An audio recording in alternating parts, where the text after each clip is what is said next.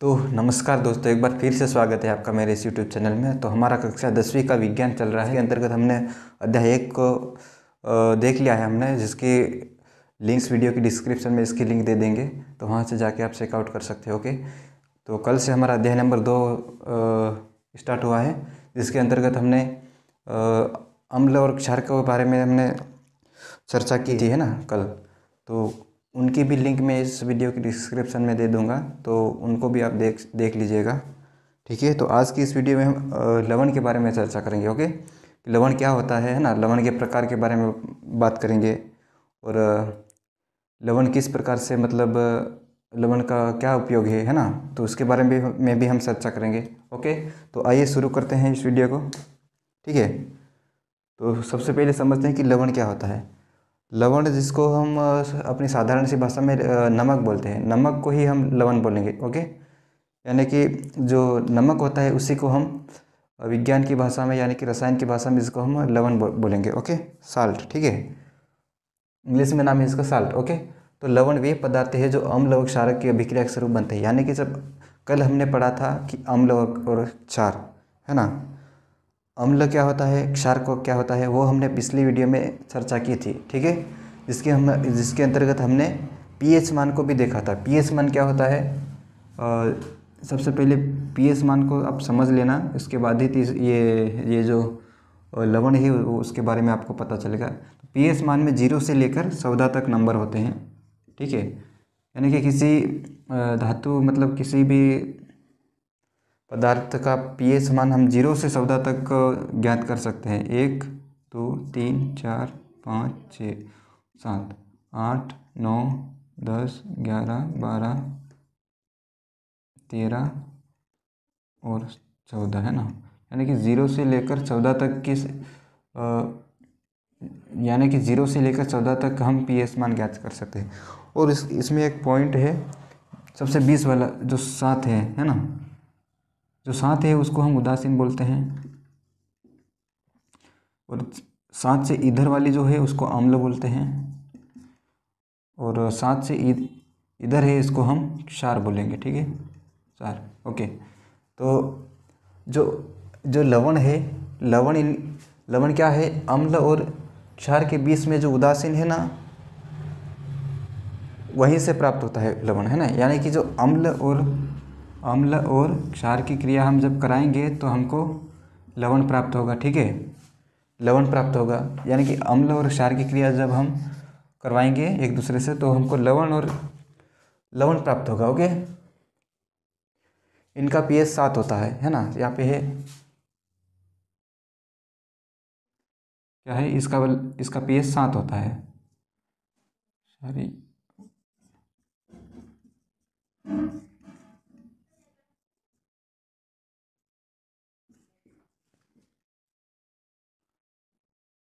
Okay, तो इसका pH जो है 7 होता है ना।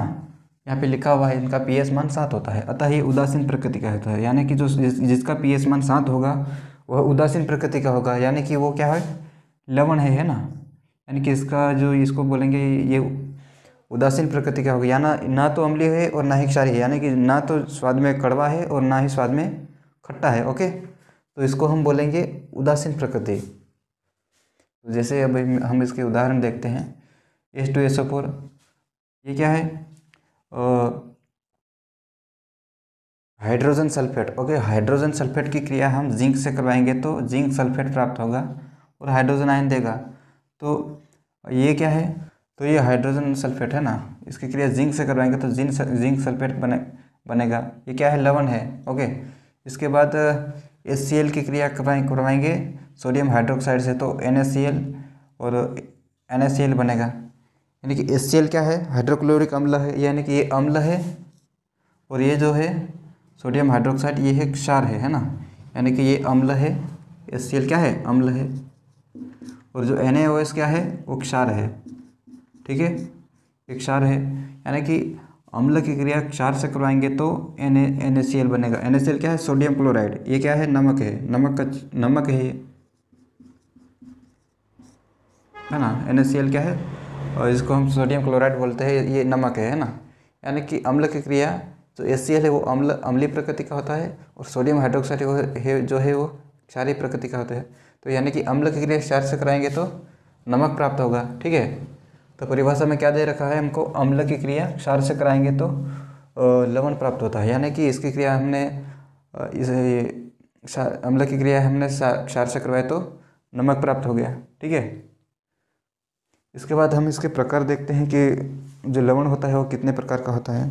ठीक है, तो जो लवण होता है वो 3 प्रकार का होता है, साधारण लवण, द्विक लवण और जटिल लवण। ठीक है, जो साधारण लवण होता है वो जैसे नमक हो गया। ठीक है, जिसको हम अपने खाने में यूज करते हैं, वो हो गया। ठीक है, उसके बाद हो गया सोडियम हाइड्रोक्साइड हो गया, है ना, हाइड्रोक्लोरिक अम्ल हो गया। तो ये क्या है, साधारण लवण के उदाहरण है। यानी कि प्रबल अम्ल, इसको देखते हैं इसके प्रकार में। सबसे पहले है साधारण लवण। साधारण लवण को हम देखते हैं कि प्रबल अम्ल प्रबल क्षार को मिलाने पर उदासीन विलयन प्राप्त होता है ना। यानी कि अम्ल को मिलाएंगे, प्रबल अम्ल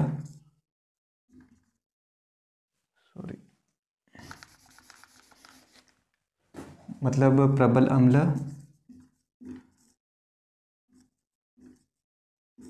और प्रबल क्षार, इनको हम क्या करेंगे, मिलाएंगे तो क्या प्राप्त होगा, उदासीन विलयन।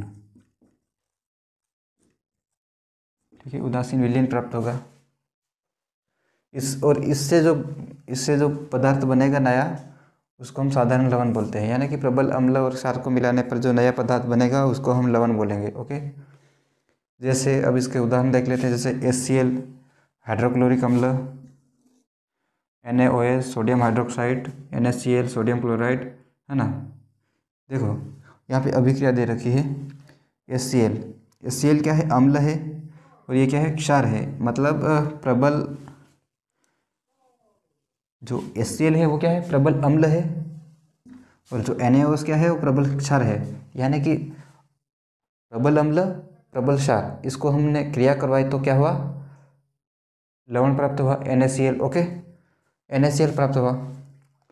तो ये हो गया अपना साधारण लवण। यानी कि प्रबल अम्ल और प्रबल क्षार की क्रिया जब हम करवाएंगे तो उदासीन विलयन प्राप्त होगा, और उससे जो नया पदार्थ बनेगा वह क्या होगा, साधारण लवण होगा। ओके, अगला है अपना द्विक लवण। द्विक लवण मतलब 2 प्रकार का। ओके, जैसे 2 सरल लवणों के जलीय विलयन के वाष्पीकरण से प्राप्त लवण द्विक लवण कहलाता है। यानी कि 2 सरल लवण, है ना, 2 सरल लवण के जलीय विलयन, यानी कि दो सरल लवण होते हैं।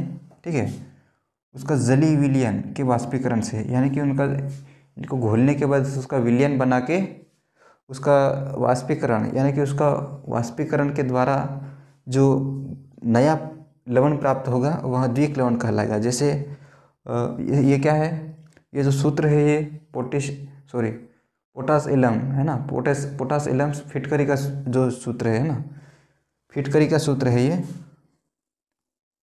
तो इसका द्विक लवण का उदाहरण है पोटास एलम फिटकरी। ओके,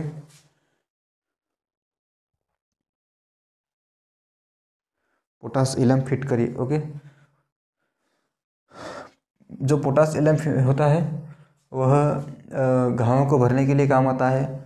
यानी कि किसी मतलब अपने शरीर के किसी हिस्से में चोट लग जाएगी और खून बहेगा, तो खून को रोकने के लिए इसका प्रयोग किया जाता है, और जल के शुद्धिकरण में भी इसका उपयोग किया जाता है। जो पोटास एलम जो होता है ना, फिटकरी जो होता है, उसका प्रयोग। ओके, यानी कि द्विक जो लवण होता है वो जो 2 प्रकार के लवण, जो यानी कि जो द्विक लवण होता है वो 2 सरल लवणों के सम्मिश्रण से प्राप्त होता है, इसी को हम द्विक लवण बोलेंगे। इसके बाद होता है जटिल लवण। जटिल लवण मतलब क्या होता है, जटिल लवण जो जटिल लवण होता है वे लवण जिनमें उदासीन अणु किसी धनायन के साथ उप सहसंयोजक बंध बनाते हैं। यानी कि जो जिसमें उदासीन जो अणु होता है वो उप सहसंयोजक बंध बनाते हैं, है ना। तो वह जटिल लवण हो गया, दे रखा है इसमें वे लवण जिनमें उदासीन अणु, यानी कि जो उदासीन अणु होता है इनका पीएच मान 7 होता है, वो किसी धनायन के साथ उपसंयोजित बंध बनाते हैं। यानी कि धनायन मतलब क्या हो गया,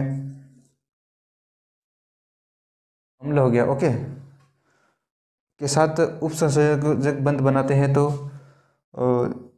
नया पदार्थ जटिल लवण बनता है, ओके। जैसे पोटेशियम फेरोसाइनाइड व पोटेशियम मर्क्यूरिक आयोडाइड, है ना, इनको जल में घोलेंगे तो जटिल लवण प्राप्त होगा। यानी कि ये जो पदार्थ है पोटेशियम फेरोसाइनाइड और पोटेशियम मर्क्यूरिक आयोडाइड, इनको जब हम जल में घोलेंगे यानी जल से क्रिया कराएंगे तो जटिल लवण प्राप्त हो जाएगा, ठीक है। इसका सूत्र लिख रखा है पोटेशियम फेरोसाइनाइड और पोटेशियम मर्क्यूरिक आयोडाइड, ठीक है। तो इनको हम जल से क्रिया कराएंगे तो जटिल लवण प्राप्त होगा, है ना। इसके बाद हम अगला पढ़ेंगे साधारण नमक, जो रसायनों का कच्चा पदार्थ होता है ना, यानी कि लवण से जो मतलब लवण से बहुत सारी चीज़ें बनाते हैं, जो बहुत सारी चीज़ों में जो है लवण एक प्रकार से प्रेरक की तरह कार्य करता है। मतलब लवण बहुत सारी चीज़ों में इसका प्रयोग होता है ना, यानी कि जैसे जैसे धोने का सोडा बनाने के लिए भी इसका प्रयोग होता है ना।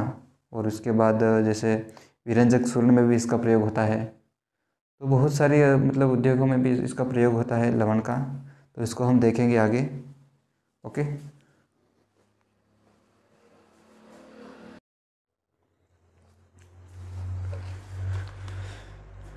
ठीक है, तो अगला अपन पढ़ते हैं विरंजक चूर्ण, ठीक है। विरंजक चूर्ण, तो विरंजक चूर्ण को पढ़ने से पहले समझते हैं कि विरंजक का मतलब क्या होता है ना। एक प्रकार का चूर्ण होता है जो कि जिसका उपयोग किसी कपड़े या रेशे से दाग धब्बे हटाने के लिए प्रयोग किया जाता है। यानी कि विरंजक होता है, इसका मतलब होता है कि किसी कपड़े या रेशे से दाग धब्बे हटाने के लिए या फिर कलर को हटाने के लिए जिसका प्रयोग किया जाता है वह होता है विरंजक चूर्ण, है ना। और विरंजक चूर्ण को बनाने के लिए क्लोरीन गैस का इस्तेमाल किया जाता है ना। क्लोरीन गैस को बिना बुझे चूने के साथ क्रिया करवाएंगे तो विरंजक चूर्ण प्राप्त होगा। तो आइए इसको देखते हैं अपन। विरंजक चूर्ण, क्लोरीन गैस का उपयोग विरंजक चूर्ण के उत्पादन के लिए किया जाता है। यानी कि जो क्लोरीन गैस होती है उसका उपयोग इसका निर्माण में किया जाता है। शुष्क बुझा हुआ चूना CaOH2 पर क्लोरीन गैस की क्रिया से विरंजक चूर्ण प्राप्त होता है। कैल्शियम हाइड्रोक्साइड, शुष्क बिना बुझा चूना कैल्शियम हाइड्रोक्साइड।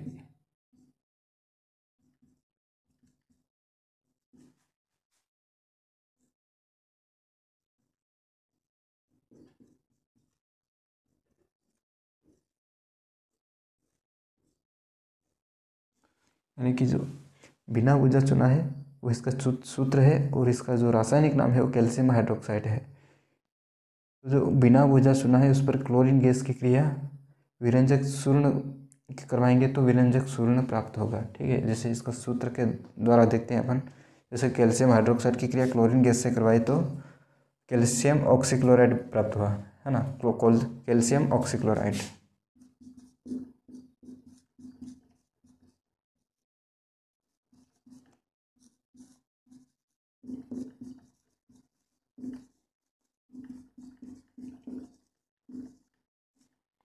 कैल्शियम ऑक्सीक्लोराइड बना है और ये क्या है, विरंजक चूर्ण।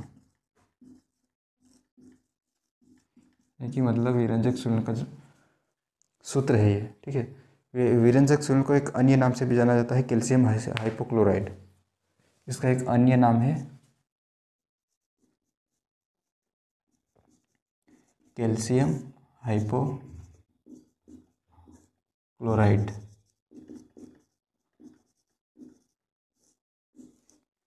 यानी कि विरंजक चूर्ण है, इसका एक अन्य नाम है कैल्शियम हाइपोक्लोराइड, ठीक है। अब इसके उपयोग देखते हैं अपन, इसके क्या क्या उपयोग होते हैं। यानी कि जो विरंजक चूर्ण होता है इसका मतलब होता है कि किसी कपड़े या रेशे से दाग धब्बे हटाने के लिए इसका उपयोग किया जाता है। तो साधारण सी बात है कि इसका उपयोग किसी मतलब उद्योगों में होता होगा।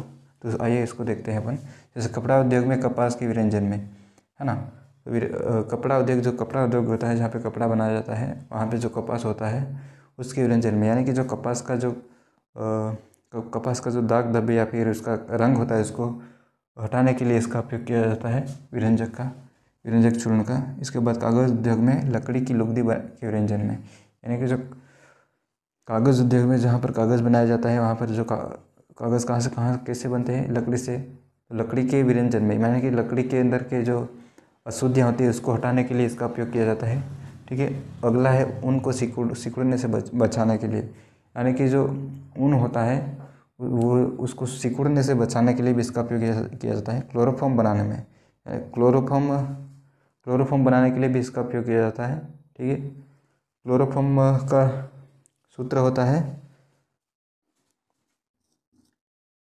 CaCl2। ठीक है, CaCl2 इसका सूत्र होता है। इसके बाद पानी को कीटाणुनाशी बनाने के लिए भी इसका उपयोग किया जाता है विरंजक चूर्ण को, यानी कि पानी में जो छोटे छोटे बैक्टीरिया होते हैं, छोटे छोटे जो बैक्टीरिया होते हैं उसको नष्ट करने के लिए भी विरंजक चूर्ण का उपयोग किया जाता है। यानी कि जो विरंजक चूर्ण होता है वो ऐसा चूर्ण जिसका उपयोग कपड़े या रेशे से दाग धब्बे हटाने के लिए इसका उपयोग किया जाता है, तो इसको विरंजक चूर्ण बोला जाता है। और इसको बनाने के लिए क्लोरीन गैस का उपयोग किया जाता है। शुष्क बिना बुझे में सुने में क्लोरीन गैस की क्रिया से विरंजक चूर्ण प्राप्त हो जाता है। इसका उपयोग उद्योगों में होता है इस कपड़ा के विरंजन में, यानी कि कपड़े के धाग कपास के अंदर जो अन्य अशुद्धियाँ होती है इसको हटाने के लिए। कागज़ उद्योग में कागज़ की जो उसकी पहले लुगदी बनाई जाती है, उसके बाद कागज़ बनाया जाता है। तो जो लुगदी के अंदर जो अशुद्धियाँ होती है उसको हटाने के लिए इसका उपयोग किया जाता है ना। दूसरा है ऊन को सिकुड़ने से बचाने के लिए। तीसरा चौथा है अपना क्लोरोफॉर्म को बनाने के लिए, और पानी को कीटाणुनाशी बनाने के लिए। तो ये हो गया अपना विरंजक चूर्ण और इसके उपयोग। ठीक है, तो अगला है अपना, इसके बाद अगला देखते हैं बेकिंग सोडा। बेकिंग सोडा के बारे में पढ़ेंगे हम। चलिए, तो अगला है अपना बेकिंग सोडा। अब हम बेकिंग सोडा के बारे में पढ़ेंगे। बेकिंग सोडा क्या होता है, इसका उपयोग कहाँ कहाँ होता है, उसका निर्माण कैसे किया जाता है। ओके, तो आइए शुरू करते हैं बेकिंग सोडा। बेकिंग सोडा के रासायनिक नाम सोडियम हाइड्रोजन कार्बोनेट होता है, यानी कि जो बेकिंग सोडा होता है उसका रासायनिक नाम सोडियम हाइड्रोजन कार्बोनेट होता है। बेकिंग सोडा को हम साधारण सी भाषा में खाने का सोडा भी बोलते हैं ना। जो खाने का सोडा आता है उसी का नाम बेकिंग सोडा है। ओके, तो बेकिंग सोडा को बनाने के लिए क्या जो बेकिंग सोडा है, तो इसको बनाने के लिए प्राथमिक रूप से सोडियम क्लोराइड का उपयोग किया जाता है। यानी कि जो सोडियम क्लोराइड जो नमक होता है ना, उसका उपयोग प्राथमिक रूप में किया जाता है। ठीक है, मूल रूप में, यानी कि इसको बनाने के लिए सबसे पहले जो सोडियम क्लोराइड है उसका उपयोग किया जाता है। ठीक है, तो आइए देखते हैं इसको। यानी बेकिंग सोडा है, इसका रासायनिक जो नाम होता है वो सोडियम हाइड्रोजन क्लोराइड होता है। ठीक है, और इसका जो सूत्र होता है वो है NaHCO3, यानी कि सोडियम हाइड्रोजन कार्बोनेट। ठीक है, इसको बनाने के लिए सोडियम क्लोराइड का उपयोग मूल रूप से किया जाता है, यानी कि जो प्राथमिक रूप से जो इसको बनाने के लिए उपयोग किया जाता है वो सोडियम क्लोराइड है ना। यानी कि जो सोडियम क्लोराइड है उसका उपयोग मूल रूप से किया जाता है।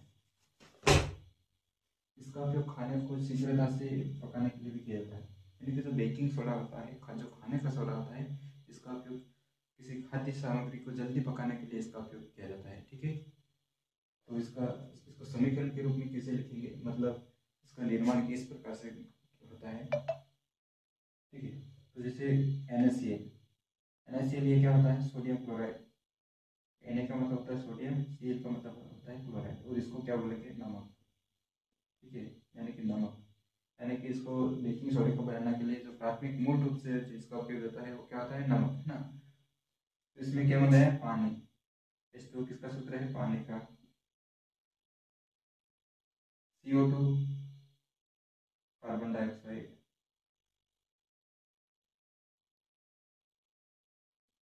ऑक्साइड। ओके, NH3 होता है अमोनिया।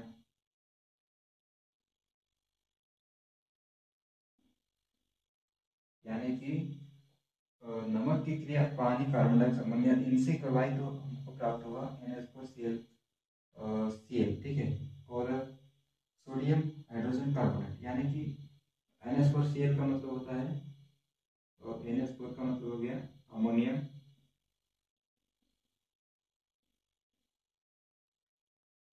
Cl का मतलब हो गया है क्लोराइड, यानी कि अमोनियम क्लोराइड प्राप्त हुआ, और साथ ही सोडियम हाइड्रोजन कार्बोनेट मूल रूप से अपने को प्राप्त हो गया, ठीक है, यानी कि बेकिंग सोडा, यानी कि यही है, इसी को क्या बोलते हैं, बेकिंग सोडा, यानी कि खाने का सोडा, ठीक है। यहाँ पे आप लिख लेना खाने का सोडा।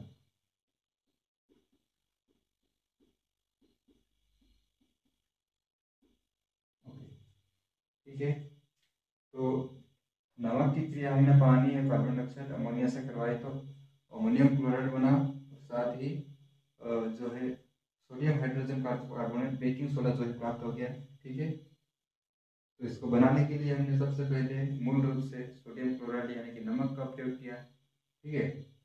अब इसके देख लेते हैं हम उपयोग, यानी कि जो सोडियम यानी कि जो बेकिंग सोडा है उसको क्या क्या उपयोग होते हैं, ठीक है।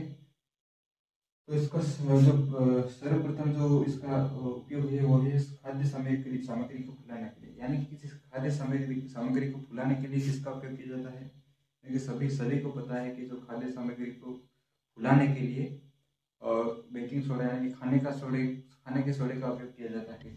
तो जो बेकिंग सोडा है उसको सर्वप्रथम इसका उपयोग हम खाद्य सामग्री को फुलाने के लिए किए करते हैं, ठीक है।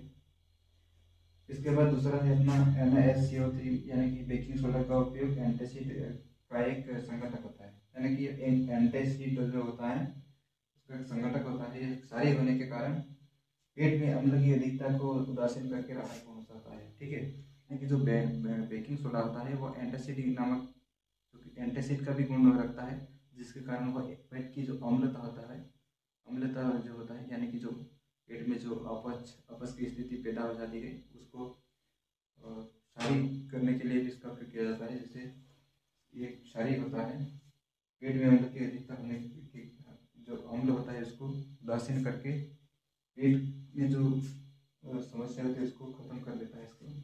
तो इसका उपयोग अग्निशामक में भी किया जाता है, यानी कि जो अग्निशामक जो आग बुझाने वाले जो यंत्र होते हैं इसमें इसका उपयोग किया जाता है, ठीक है। तो baking soda sodium hydrogen carbonate इसका रासायनिक नाम है, NaS sodium hydrogen carbonate NaSCO3।